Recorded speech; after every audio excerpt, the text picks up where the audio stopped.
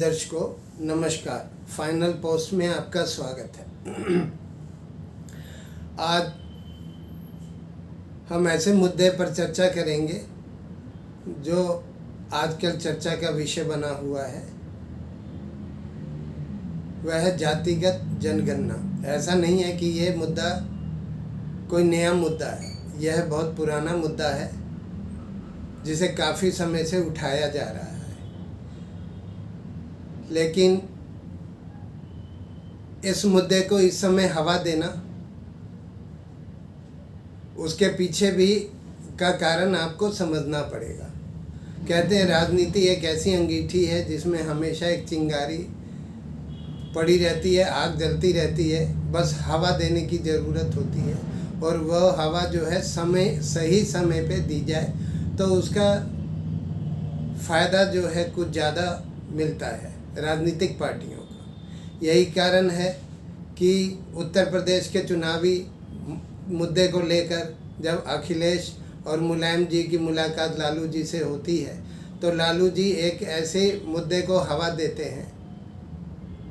उनकी मीटिंग में वो इस बात को ज़ोर शोर से उठाते हैं कि हमें पूंजीवाद और सांप्रदायवाद नहीं, हमें समतावाद और समाजवाद आज राष्ट्र की ज़रूरत है। इसके लिए जातिगत जनगणना बहुत ज़रूरी है। ये जातिगत जनगणना पहले भी सन 2015 में श्री सिद्धारमैया द्वारा, जो कि कांग्रेस के में मुख्यमंत्री थे, सामाजिक आर्थिक व शैक्षणिक सर्वेक्षण कराया गया था और बाद में उसे जातिगत गणना का नाम दिया गया था। परंतु उसमें यह देखा गया कि ओबीसी की कई जातियां ऐसी थी, करीब 70-80 जातियां ऐसी थी जिनका कहीं उल्लेख ही नहीं था, जिसकी वजह से इस जनगणना को, जातिगत जनगणना को ठंडे बस्ते में डालना पड़ा। अभी हाल ही में नीतीश जी 10 पार्टियों को लेकर उनके 11 प्रतिनिधियों द्वारा हमारे प्रधानमंत्री श्री मोदी जी से मिले और जातिगत जनगणना करने की सिफारिश की। जहाँ तक जातिगत जनगणना का सवाल है तो ये बिहार विधानसभा में ऑलरेडी ध्वनि मत से पारित हो चुका है। परंतु अब पारित होना ही काफ़ी नहीं, अब इसकी जनगणना, जातिगत जनगणना करवाए कौन? कहते हैं जिसमें कोई नीति नहीं वही राजनीति है। इसलिए कौन नेता कब कहाँ चला जाए, चाहे वो चुनाव से पहले हो, चुनाव के बाद हो। आपको मैं एक उदाहरण देता हूँ। 1966 में बाला साहब ठाकरे ने शिवसेना की स्थापना की और 1970 में महाराष्ट्र में महापौर के चुनाव के वक्त जब उनको ज़रूरत पड़ी तो वो मुस्लिम लीग से मिल गए और उन्होंने जीएस बनातवाला, जो मुस्लिम लीग के अध्यक्ष थे, उनके साथ मंच भी साझा किया। जबकि बाला साहब ठाकरे की छवि एक कट्टरवादी हिंदू की थी और बनातवाला एक कट्टर मुस्लिम थे।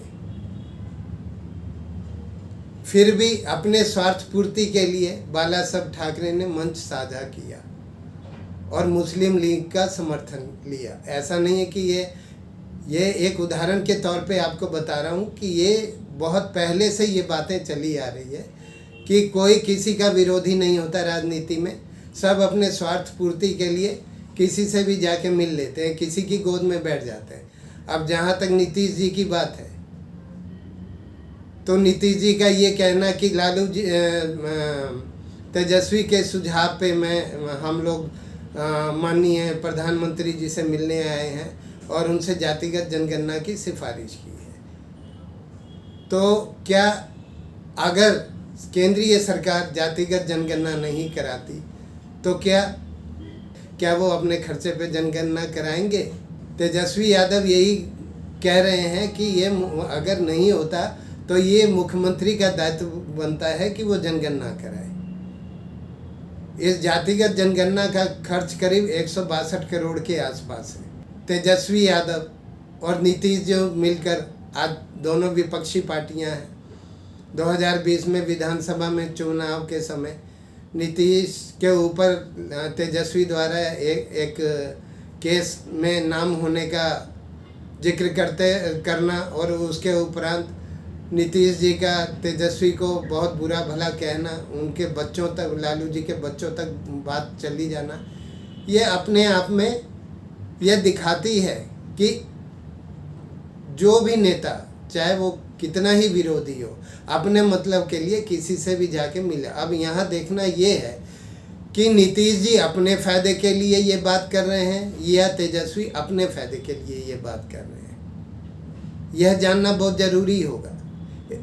इसमें जहाँ तक समझा जा रहा है, दोनों हालात में फ़ायदा तेजस्वी का ही है। अगर प्रधानमंत्री मतगणना के लिए, जातिगत मतगणना के लिए तैयार हो जाते हैं तो भी ये क्रेडिट उनको जाएगा और ओबीसी का झुकाव उनकी तरफ आ जाएगा। और अगर मुख्यमंत्री करवाते हैं तो भी उनका जो ओबीसी का झुकाव इनकी तरफ आ जाएगा। मतलब तेजस्वी के दोनों हाथों में लड्डू हैं। ये बड़ी सोची समझी एक जो है, इसको हम राजनीति की बिसात कह सकते हैं, जो तेजस्वी ने चली है। और मुझे नहीं लगता कि तेजस्वी इतने तेज़ हैं कि वो इस तरह की चालें चल सके। मुझे लगता है कि इसके पीछे भी कहीं ना कहीं उनके पिताजी श्री लालू जी का हाथ है। और नीतीश जी का ये कहना कि हम किसी के विरोधी नहीं, हम दोनों के बीच कोई भेदभाव नहीं, हम दोनों में कोई झगड़ा नहीं, ये सब राजनीतिक बातें हैं। क्योंकि नीतीश जी भी जानते हैं कि कम सीटों के बावजूद बीजेपी ने ही उनको 2 बार मुख्यमंत्री बनाया और जनता भी उनकी अच्छी छवि को देखते हुए उनको वोट देती है। आज अगर वो राजद के साथ चले जाते हैं और ये सोचते हैं कि ओबीसी की जातिगत जनगणना करने के बाद वो ज़्यादा वोट ले जाएंगे, तो ये उनकी गलतफहमी है। कारण ये है कि जहाँ 2009 में 22% ओबीसी का वोट बीजेपी को जाता था, वो बढ़ के 44% हो गया। कहीं ना कहीं जो सरकारी लाभ हैं, सरकारी जो सुविधाएं जो नीचे तबके के, चाहे वो एससी हो, एसटी हो, ओबीसी हो, उनके घर तक पहुंच रही है, उनके खातों में पैसा पहुंच रहा है। केंद्र सरकार की वजह से ही उनको ये सुविधाएं मिल रही है। इसलिए यह मानना कि जातिगत आधार पे अगर यह करवाया जाए तो उनको ज़्यादा बेनिफिट होगा, ऐसा नहीं। अभी हाल ही में 19 विपक्षी पार्टियों द्वारा संसद सत्र नहीं चलने देना, परंतु ओबीसी के मुद्दे पर एक मत होकर उसका बिल पास कराना और 27% रिजर्वेशन नीट एग्ज़ाम के लिए पारित करवाना, बिल पास करवाना, तो यह साफ झलकाता है कि बिना केंद्रीय सरकार के अनुमति के या सहमति के कोई भी बिल पास नहीं हो सकता। अपने स्टेट में कोई बिल पास होता है, जैसे अभी जातिगत मतगणना का बिल बिहार विधानसभा में पास हो चुका है, लेकिन चूंकि उसका बजट इतना बड़ा है कि उसको वो अब केंद्र सरकार तक लेके आ गए कि आप करवाइए। और इस चीज़ को वो और स्टेटों को भी कह रहे हैं कि आप लोग चलिए, एकजुट होइए और केंद्र सरकार को कहिए ये जातिगत जनगणना करवाइए। अब इस जातिगत जनगणना की जहाँ तक बात है, केंद्र सरकार के राज्य केंद्र मंत्री जो है एक बार इस चीज़ को पहले मना कर चुके हैं। अब दोबारा जो नीतीश जी और ये जब गए, इनके 10 प्रतिनिधि मंडल के 11 सदस्य जब गए और उनसे सिफारिश की, होगा वही जो मोदी जी चाहेंगे। मोदी जी भी इस चीज़ को जानते हैं कि अगर जातिगत जनगणना करा दी तो कहीं ऐसा ना हो कि भानुमति का पिटारा खुल जाए और इतनी ज़्यादा परसेंट में बढ़ जाए कि अभी जो 50% जो जनरल कोटा है वो कहीं कम ना हो जाए। सही बात तो ये है कि सारी राजनीतिक पार्टियां वो चुनाव के समय ही ऐसे मुद्दे क्यों लाती है। अब प्रश्न ये उठता है कि मुलायम सिंह जी अपने प्रदेश के मुख्यमंत्री रहे, अखिलेश जी अपने प्रदेश के मुख्यमंत्री रहे, मुलायम सिंह जी एक कैबिनेट में रक्षा मंत्री भी रहे। जब ये समतावाद और समाजवाद की बातें करते हैं, या चाहे वो लालू जी हो, लालू जी 3 बार मुख्यमंत्री रहे, 1 बार उनकी पत्नी भी मुख्यमंत्री रही, खुद तेजस्वी यादव नीतीश जी की सरकार में उप मुख्यमंत्री रहे, तो क्या तब लालू जी को ये बातें ध्यान नहीं थी कि आज वो गरीबों का निवारण, गरीबों के उत्थान के लिए कहते हैं कि समतावाद और समाजवाद जरूरी है? क्या पहले ये जरूरी नहीं था, या वो करना नहीं चाहते थे, या उस समय यह मुद्दा उठाने का समय नहीं था? हमें ये सोचना होगा कि राजनीतिक पार्टियां ऐसे मुद्दों को ऐसे समय पर क्यों उठाती है जब चुनाव आने लगते हैं। इनको बड़ा मुद्दा बनाकर, जो बड़े मुद्दे महंगाई, बेरोजगारी और महामारी जैसे मुद्दे हैं, उनको बिल्कुल गौण बना दिया जाता है। तो अगर देखा जाए तो सभी राजनीतिक पार्टियां सिर्फ अपना स्वार्थ लाभने के लिए इस तरह के मुद्दे उठाती हैं। इन पार्टियों का अब मकसद सिर्फ एक रह गया, किसी एक मुद्दे को पकड़े और उस मुद्दे को लेकर कोई काम न होने दे संसद में, या उस मुद्दे को लेकर इतनी हवा बनाए कि आपस में लोग जो है एक दूसरे से बैर करने लगे। यह हिंदू मुस्लिम करना, यह जाति के आधार पर लोगों को बांटना, ये आम नागरिक के पास इतना टाइम नहीं कि वो इन चीज़ों के लिए समय निकाले। वो तो अपने 2 वक्त की 2 जून की रोटी के लिए मेहनत में लगा हुआ है।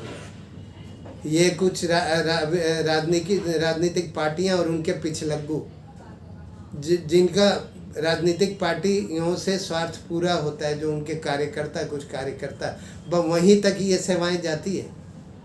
आज केंद्र सरकार के विरोध में सभी पार्टियां क्यों खड़ी है? उसका कारण है कि केंद्र सरकार द्वारा जो भी योजनाएं दी जा रही हैं वो